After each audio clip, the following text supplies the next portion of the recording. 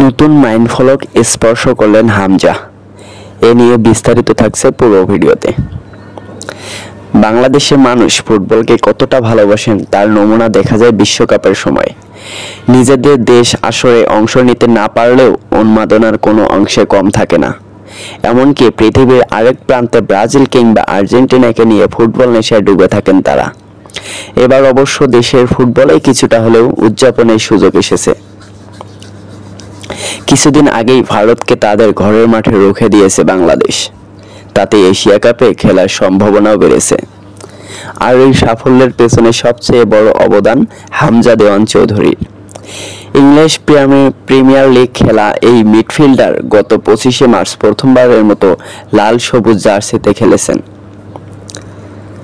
অভিষেকেই দেশের ফুটবল ভক্তদের মন কেড়েছে হামজা। বাংলাদেশের পরবর্তী আন্তর্জাতিক ম্যাচে 10 জুন ঢাকায় সিঙ্গাপুরে সেটার ছাপ পড়েছে সামাজিক যোগাযোগ মাধ্যমে। এশিয়া কাপ বাংলাদেশের হয়ে হামজা সিঙ্গাপুর বাংলাদেশের চেয়ে র্যাঙ্কিং এ এগিয়ে। এই সময় তাদের পরাজিত করতে পারলে 10 জুলাই পরবর্তী র্যাঙ্কিং এ বাংলাদেশের অবস্থান আরো একটু ফেসবুকে সমর্থনের জন্য ভক্তদের ধন্যবাদ জানিয়েছেন হামজা। জানিয়ে লিখেছেন, ফেসবুকে 1 মিলিয়ন ফলোয়ার্স, আলহামদুলিল্লাহ। সমর্থনের জন্য আপনাদের অসংখ্য ধন্যবাদ, আমি খুবই আনন্দিত।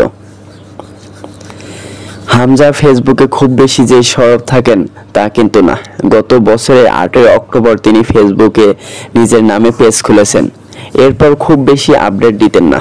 তবে এবার বাংলাদেশে আসার পর নিজের ছেলেবেলার কিছু ছবি নিয়ে একটি ভিডিও পোস্ট করেন হামজা। এই ভিডিওটি বেশ সাড়া ফেলে দর্শকের মধ্যে। ইতিমধ্যেই 53 লাখ বার এই ভিডিওটি দেখেছেন তার ভক্তরা। হামজার দেশপ্রেমের এই ভিডিও ভাইরালের পর এবার তার অনুসারীর সংখ্যা 1 মিলিয়ন ছাড়িয়ে গেল, যা তার প্রতি ভক্তদের ভালোবাসার বহিঃপ্রকাশ।